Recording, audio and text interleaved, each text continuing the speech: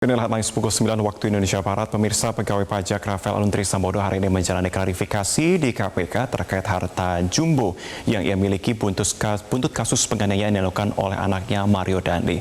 Selengkapnya kita bergabung bersama dengan rekan Sisilia Sinabariba langsung dari gedung KPK. Sisil, jam berapa tepatnya Rafael Aluntri Sambodo tiba dan adakah keterangan yang disampaikan kepada awak media? Iya, Marvin, Rafael Aluntri Sambodo tiba di gedung KPK tepat pada pukul 7.53 waktu Indonesia Barat. Ia tiba lebih awal 1 jam dibandingkan jadwal yang diagendakan oleh KPK yakni pada pukul 9 pagi waktu Indonesia Barat. Rafael tiba di gedung KPK tadi seorang diri dan dia langsung menuju ke meja resepsionis untuk mengisi daftar buku tamu. Ia tidak menyampaikan apapun terkait dengan klarifikasi hari ini dan saat ini Rafael masih berada di lobi KPK untuk menunggu proses pemanggilan untuk dilakukan proses klarifikasi oleh pihak KPK.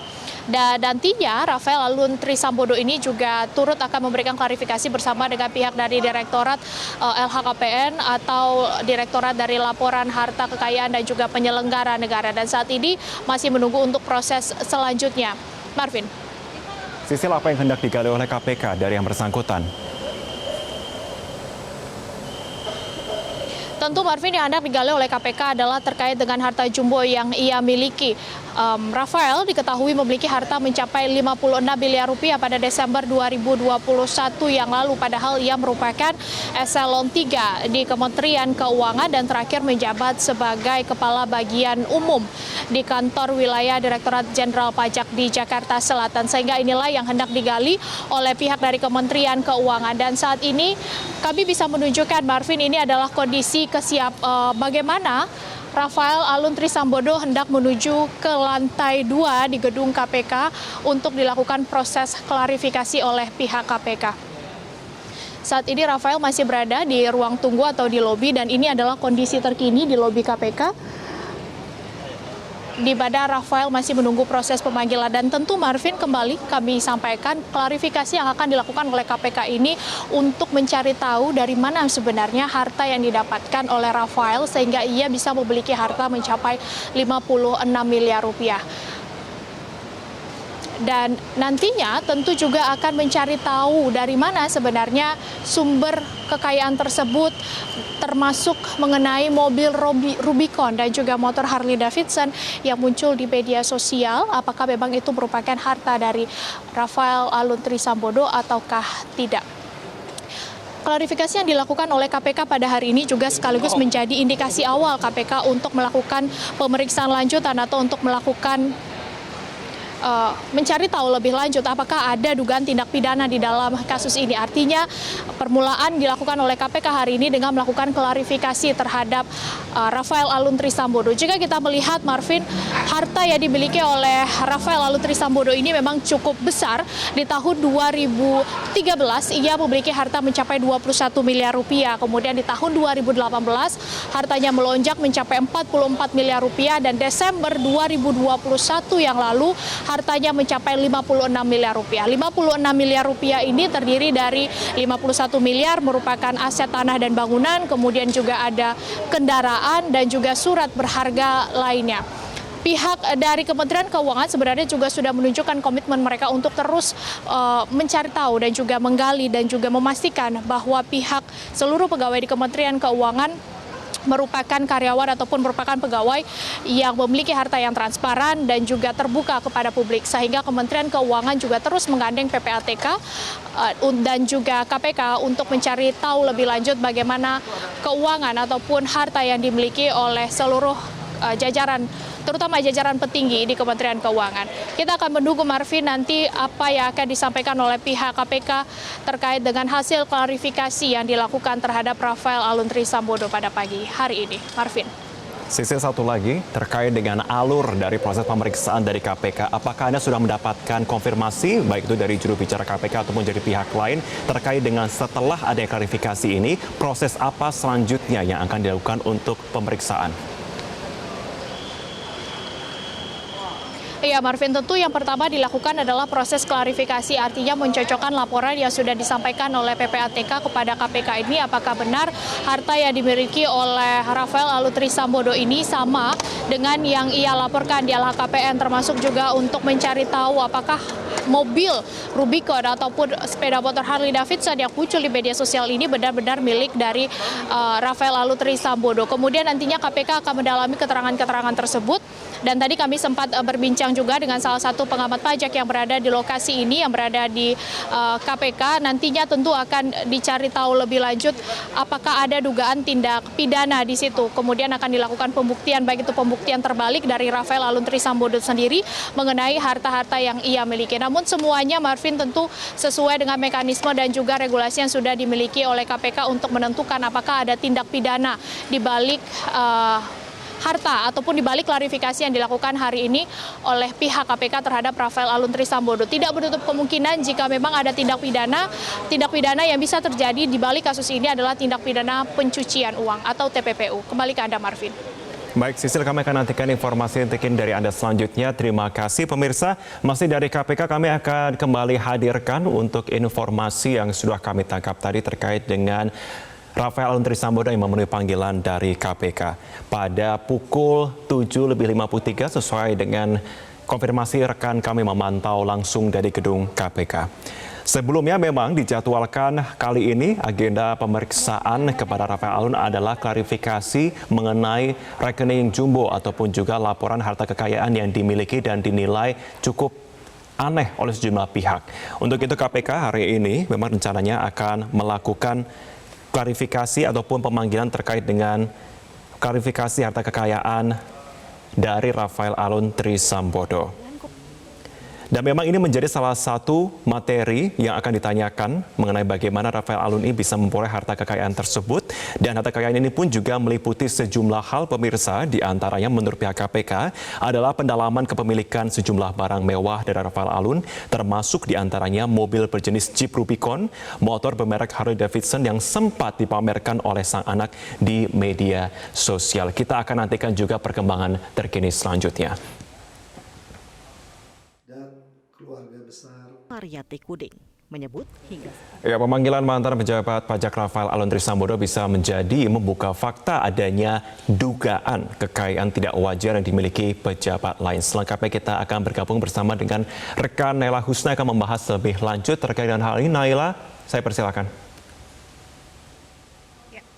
Betul, Marvin, pemanggilan dari mantan pejabat pajak Rafael Aluntri Sambodo ini bisa jadi menguak fakta adanya kekayaan lain dari pejabat di Ditjen Pajak. Nah, kita akan membahas mengenai hal ini bersama dengan Kabag Pemberitaan KPK, ada Pak Ali Fikri. Selamat pagi, Pak Ali Fikri. Selamat pagi, Mbak. Dan ada juga bersama saya, ada pengamat perpajakan dari Universitas Pelita Harapan, Bapak Roni Bako. Pak Roni, selamat pagi. Selamat pagi, Mbak. Terima kasih atas waktunya. Kita ingin ke Pak Ali Fikri terlebih dahulu. Rafael Aluntri Sambodo sudah tiba di KPK, dikonfirmasi pukul 7.50 ya, waktu Indonesia Barat. Nah, apa yang akan didalami dari Rafael atas pemanggilan hari ini, Pak Ali?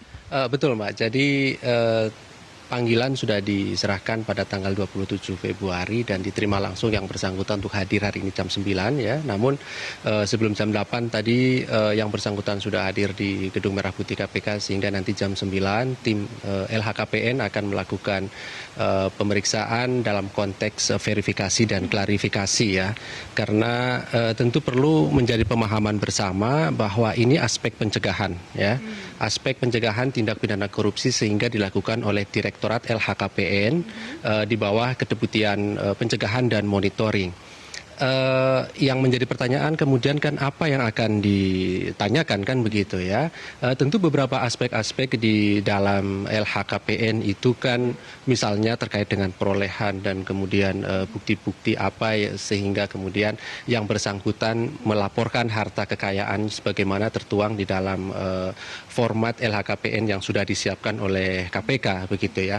Apakah kemudian juga ada tingkat kewajaran dari harta kekayaan yang dilaporkan karena pelaporan LHKPN ini kan dilakukan oleh penyelenggara negara itu sendiri, ya, seperti halnya pajak begitu ya. Dia menghitung sendiri, dia melaporkan sendiri harta kekayaannya, sehingga di sini memang dibutuhkan kejujuran dari penyelenggara negara ketika mengisi LHKPN itu sendiri, begitu ya. Namun tentu perangkat-perangkat berikutnya oleh KPK sudah disiapkan ketika melakukan verifikasi dan pemeriksaan terhadap LHKPN dari penyelenggara negara, begitu. Sekaligus ini kami ingin jelaskan ya bahwa ada pernyataan seolah-olah KPK tidak pernah melakukan pemeriksaan semacam ini, sehingga perlu kami jelaskan tahun 2021 ada 185 wajib lapor LHKPN yang juga dilakukan pemeriksaan semacam ini. Tahun 2002 ada 195 wajib lapor LHKPN yang juga dilakukan hal yang sama, gitu. Artinya bahwa pemeriksaan semacam ini sekaligus kami ingin menjawab bukan karena kemudian ada rame-rame yang sekarang sedang dilakukan ataupun yang sedang rame di masyarakat ya, sekalipun kami juga memahami bagaimana kemudian respon masyarakat terhadap isu ini begitu ya. Tetapi tentu dari aspek-aspek pencegahan yang dilakukan oleh KPK sesungguhnya juga sistem yang sudah dibangun di KPK ada begitu ya. Dan tentu berikutnya bisa jadi aspek ini kemudian diserahkan atau hasil pemeriksaan tadi ya yang 195 itu kepada inspektorat kementerian dan lembaga di mana kemudian wajib lapor itu ada gitu ya. Oke. Dalam konteks kasus ini gitu ya, tahun 2012, 2013 sampai 2020 kan sebagaimana yang sudah kami sampaikan, kami sudah serahkan hasil dari verifikasi dan klarifikasi LHKPN ini kepada IBI gitu ya. Kepada Inspektorat Bidang Investigasi Kementerian Keuangan. Tetapi lagi Itu kapan, Pak?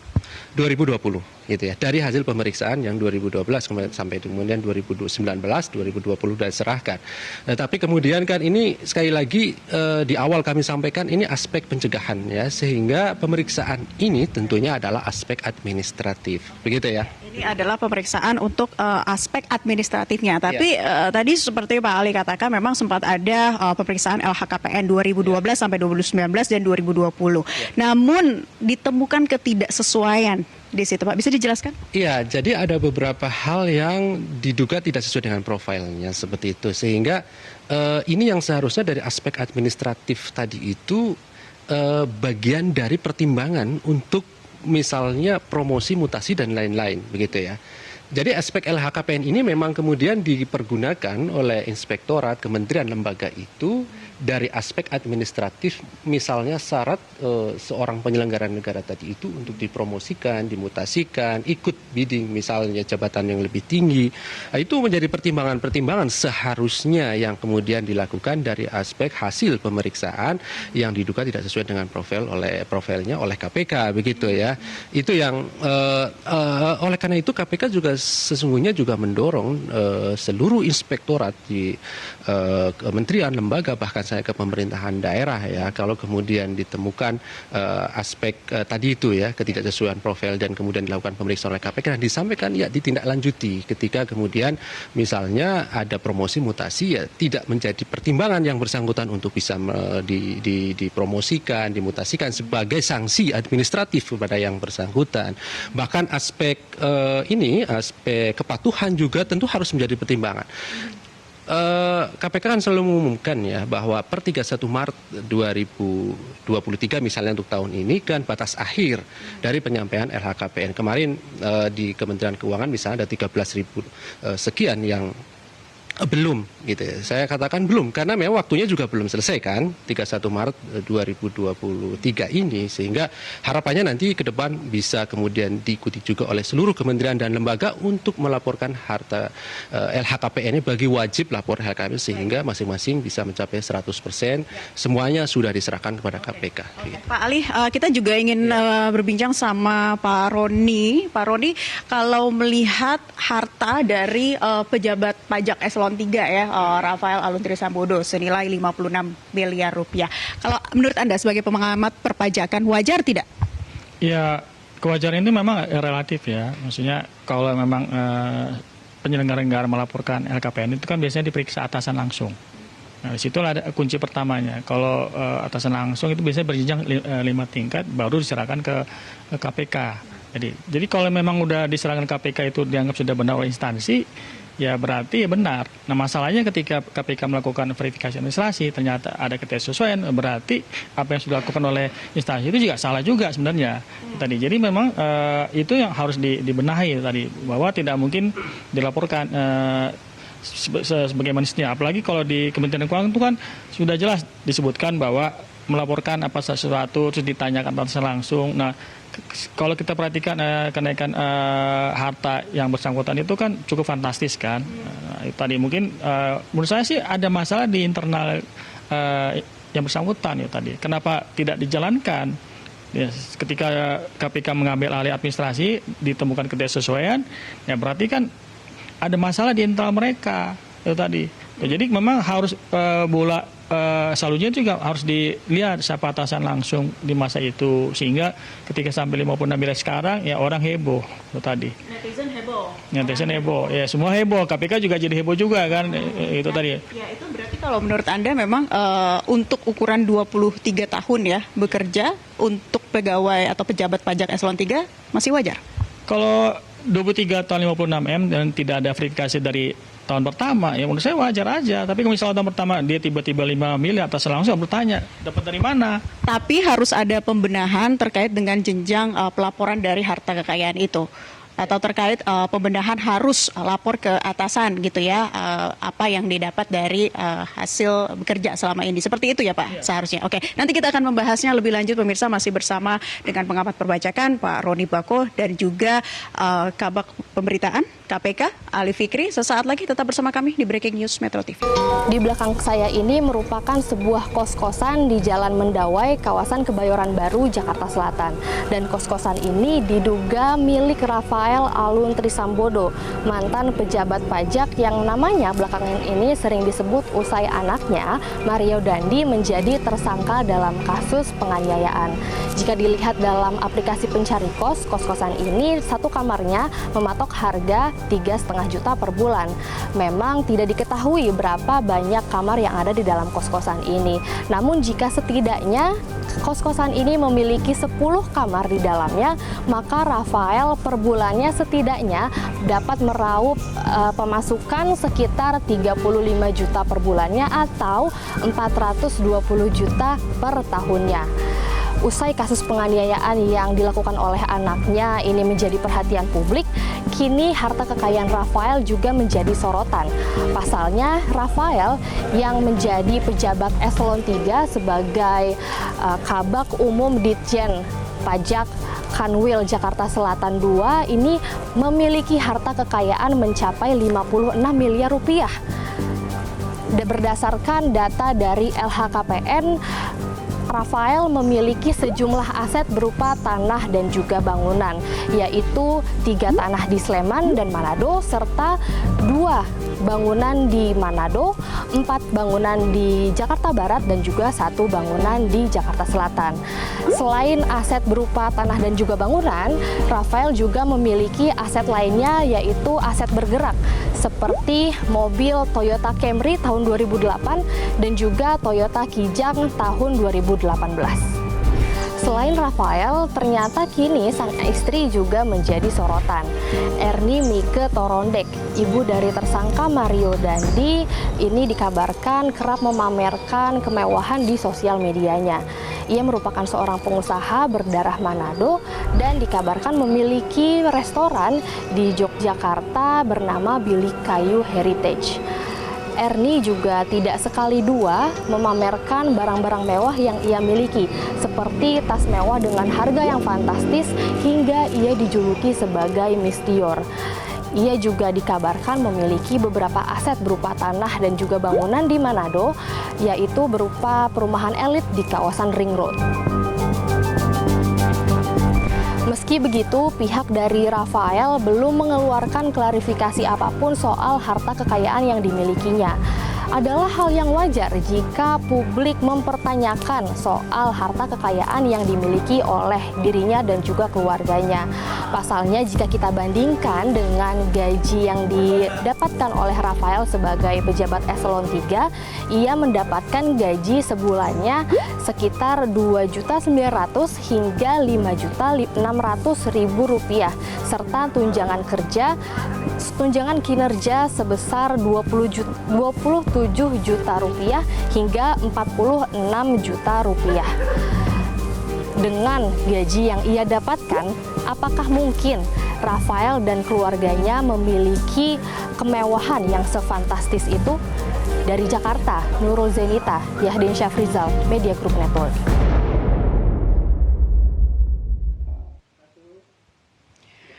Masih membahas mengenai hedonisme pejabat pajak yang menimbulkan sorotan masyarakat. Nah, kita akan kembali membahas mengenai hal ini bersama dengan Kabag Pemberitaan KPK, Bapak Ali Fikri, dan juga ada pengamat perpajakan, Pak Roni Bako, masih bersama kami di Breaking News. Pemirsa, kita kembali ke Pak Ali. Pak Ali, tadi menarik kalau Anda katakan ada temuan yang tidak wajar itu justru di tahun 2013 ya, hartanya melonjak. Penjelasannya, Pak? Iya, betul. Jadi begini, laporan LHKPN itu kan di ujungnya nanti akan diumumkan secara terbuka dan masyarakat bisa mengaksesnya. Siapapun bisa tinggal klik nama, kemudian jabatannya apa, akan keluar hartanya di situ ya. Siapapun penyelenggara negara yang wajib lapor pasti ada itu karena ada surat kuasa yang diberikan kepada KPK untuk mengumumkan.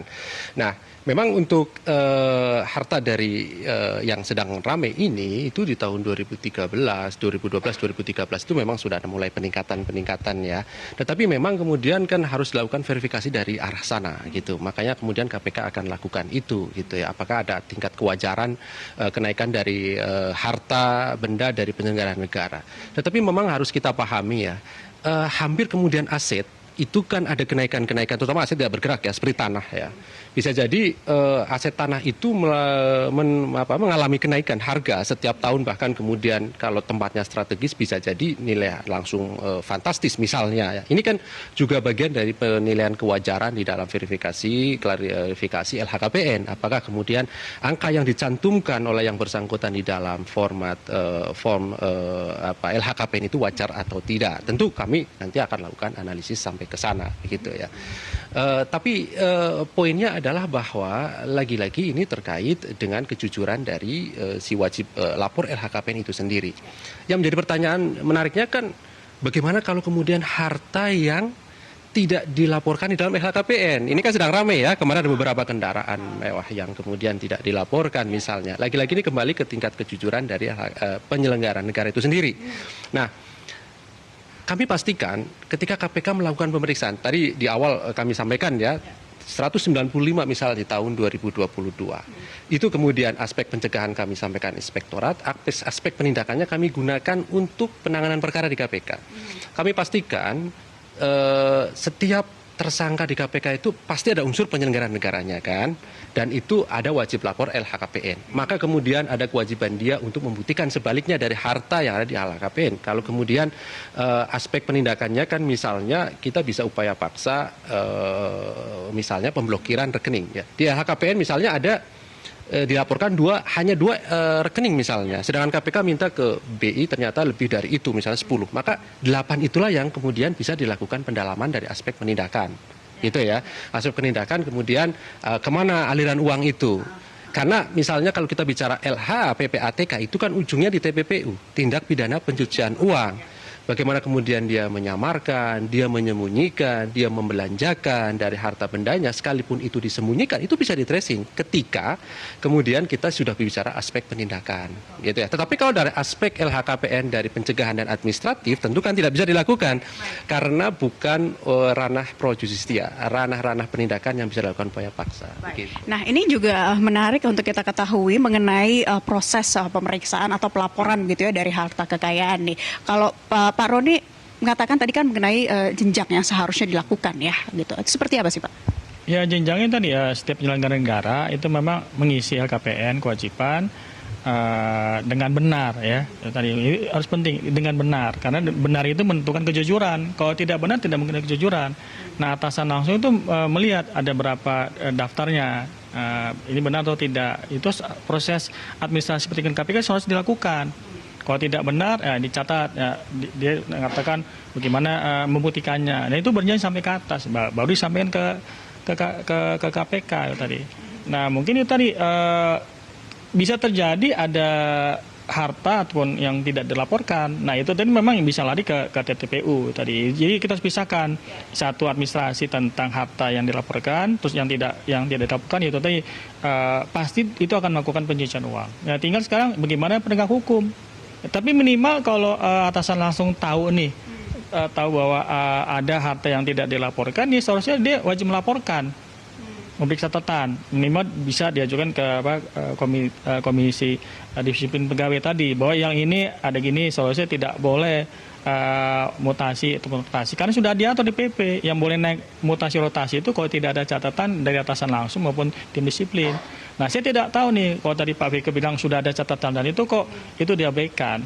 Nah sehingga seharusnya itu perlu diterspek ke belakang 2013 siapa atasan langsung. Dan seterusnya, sehingga ketahuan bahwa kalau mau membersihkan sesuatu itu jangan di akhirnya, di awalnya, sehingga tidak terjadi hal-hal demikian gitu loh Mbak. Gitu. Ini ada juga yang menarik adalah ada PP ternyata ya mengenai integritas ya bagi pegawai negeri saat dinas maupun di luar dinas. Mungkin Anda mau menjelaskan hal itu Pak? Ya memang di PP tersebut tentang disiplin pegawai jelaskan bahwa kedinasan ini setiap ASN itu berlaku kedinasan di kantor maupun di luar dinas. Ya, bahkan di Kementerian Keuangan itu memang ada aturan juga tidak boleh menunjukkan kemewahan-kemewahan. Ini sudah ada peraturannya. Kok nggak terlaksana tadi ketika ada kasus ini semua orang mencari siapa yang bertanggung jawab tadi. Nah sehingga itu tadi mungkin saya mengingatkan kembali karena saya juga pernah menjadi pegawai negeri bahwa aspek itu penting integritas tadi. Ya misalnya dia pegawai instansi kementerian mana, ya orang tahu dia kementerian di situ. Nah itu berlaku tidak hanya di kantornya aja, di sehari-hari juga itu berlaku. Ada PP-nya, cuman sudah ada PP terjadi juga ya.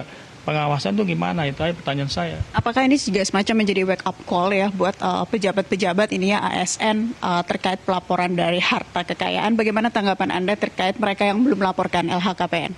Ya seharusnya kalau memang dia wajib LHKPN ya atasan langsung menegur. Ya, tadi atasan langsung udah punya daftar siapa-siapa saja yang wajib melaporkan. Tadi kan terus menguji kebenaran tersebut, ya kan? Sehingga kuncinya di atasan langsung pertama. Jadi bukan di KPK-nya, atasan langsung. Jadi ada yang lalai dong di Ditjen Pajak?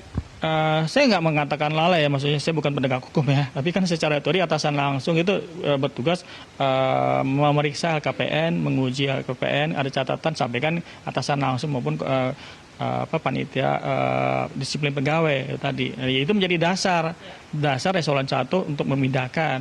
Kalau memang ada catatan-catatan itu ya nggak layak lah dipindahkan. Toh, kalau ini terjadi menurut saya ada masalah di situ. Berarti ada masalah di situ. Kalau Pak Ali Fikri melihatnya, apakah masalah harta kekayaan yang dimiliki, katakanlah nantinya ada ketidaksesuaian begitu ya setelah prosedur pemeriksaan administrasi ini, akan membuka tabir adanya pejabat-pejabat lain yang mungkin akan diperiksa oleh KPK? Ya, tentu KPK tidak berhenti kemudian menerima laporan dan mengumumkan kan ya, tetapi kemudian ketidakwajaran itu kan dianalisis dan dinilai lebih lanjut ya. Tidak hanya kemudian RAT ini saya kira ya, ketika kemudian nanti hasil per 31 Maret 2023 kan batas akhir, kemudian nanti kami pasti akan lakukan analisis lebih jauh setelahnya ya, dari seluruh wajib lapor LHKPN yang masuk ke KPK begitu. Kemudian kalau dari aspek tadi ya, misalnya yang menarik itu kan masyarakat kami memahami bagaimana kita berbicara mengenai perampasan aset hasil dari tindak pidana korupsi khususnya ya, karena kewenangan KPK kalau kita berbicara tindak pidana pencucian uang atau TPPU itu predicate crime kan hanya 2, yaitu korupsi dan suap dari sekian kejahatan di dalam undang-undang tindak pidana pencucian uang begitu ya.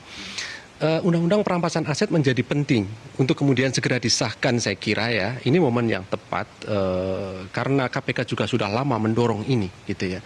Sebagai satu undang-undang supporting upaya pemberantasan korupsi dari aspek memaksimalkan perampasan aset dari hasil tindak pidana korupsi yang dinikmati oleh para koruptor. Selama ini kemudian kan KPK melihatnya dari hasil putusan pengadilan, yaitu tuntutan dan kemudian hakim mempertimbangkan. Makanya di beberapa perkara kemudian KPK melakukan upaya hukum banding sekalipun dihukum sesuai dengan tuntutan untuk penjaranya, tetapi ketika tuntutan uang pengganti itu tidak sesuai dengan analisis dari tim jaksa, maka KPK melakukan banding. Dalam rangka apa? Dalam rangka optimalisasi tadi itu, perampasan asetnya melalui putusan pengadilan. Nah, kalau kita baca rancangan undang-undang perampasan aset kan bisa dilakukan di luar itu. Nah, makanya kemudian kalau kita lebih jauh, misalnya Konvensi PBB tahun 2003 yang sudah diratifikasi oleh kita di undang-undang sejak tahun 2006 itu, semestinya inilah segera kemudian perangkat-perangkat ini dibenahi, perangkat-perangkat aturan normatifnya dibenahi, tetapi dari aspek pencegahannya juga saya kira perlu evaluasi ke depan. Bagaimana kemudian kewenangan KPK diberikan lebih dari yang sekarang ini dalam aspek pencegahan misalnya. Ya, dari aspek pencegahan itu aturan-aturan yang ada normatifnya ini kan memang dari aspek administratif tadi itu.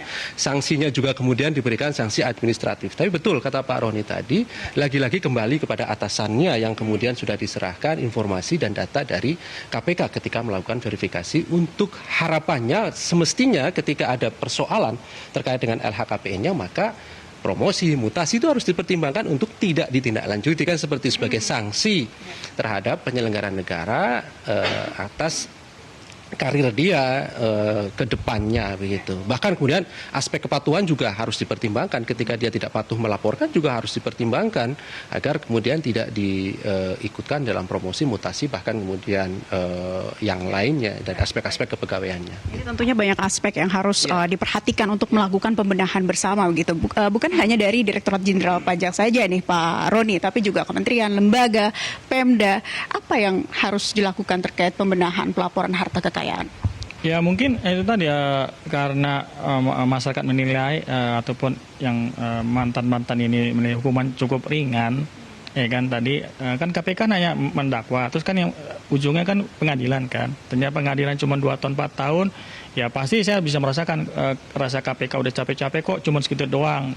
Akibatnya nggak ada efek jerah dengan yang para calon tersangka ini ya, tadi. Sehingga itu tadi bahwa upaya itu memang perlu ada namanya upaya besar-besaran bahwa untuk membuat suatu negara yang bersih itu diawali dari diri sendiri dulu itu tadi. Kalau memang dia wajib lapor ya laporkan dengan benar tadi, karena kalau tidak benar itu tadi muncul ketidakjujuran tadi, ya muncul tadi pencucian uang dan seterusnya tadi. Sehingga itu tadi bahwa apalagi yang namanya pegawai negeri itu ada sumpah jabatan kan, mematuhi segala peraturan undang-undang yang berlaku. Ya termasuk undang-undang korupsi, nggak boleh korupsi dan sebagainya. Tadi mungkin diingatkan kembali saja tadi.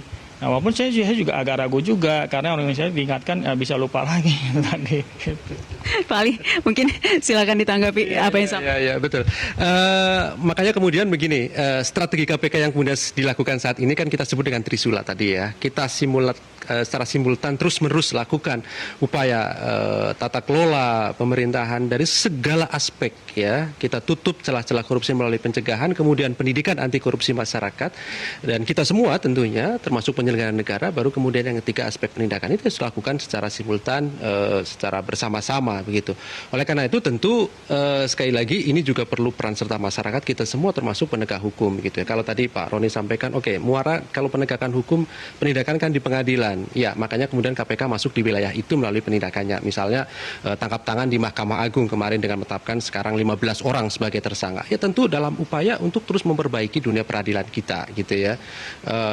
Bahwa itu adalah oknum yang kemudian harus diselesaikan dari aspek penindakan, ya pasti KPK lakukan. Tetapi pencegahannya juga kemudian KPK lakukan. Misalnya membangun sistem bagaimana di dunia peradilan ini menjadi bersih dan kepercayaan masyarakat kepada dunia peradilan menjadi meningkat karena ujung tombaknya ada di sana begitu. Artinya kami ingin sampaikan sebagai penutupnya bahwa ketika KPK melakukan penindakan pasti dibarengi juga dengan pencegahan dan juga pendidikan anti korupsi yang dilakukan secara terus-menerus sebagai upaya menurunkan angka korupsi ini. Gitu. Pemeriksaan administratif di KPK ini akan berlangsung berapa lama Pak Ali? Ya, ini situasional. Artinya bahwa kita lihat nanti hasil dari tim pemeriksa LHKPN karena tentu dibutuhkan beberapa validasi faktual dari pelaporannya, kemudian dilakukan analisis, dilakukan kemudian termasuk pemeriksaan faktual ya terhadap harta yang dilaporkan. Saya kira ini butuh proses waktu dan nanti pasti akan disampaikan lebih lanjut seperti apa hasilnya. Kita akan tunggu validasi ya dari pemeriksaan hasil dari KPK ya, pemeriksaan administratif dari LHKPN Rafael Aluntri Sambodo. Terima kasih Pak Ali Fikri, Kabag Pemberitaan KPK dan juga pengamat perpajakan Pak Roni Bako telah bergabung di kesempatan Breaking News kali ini. Kita kembali ke studio bersama rekan Marvin Sulistyo.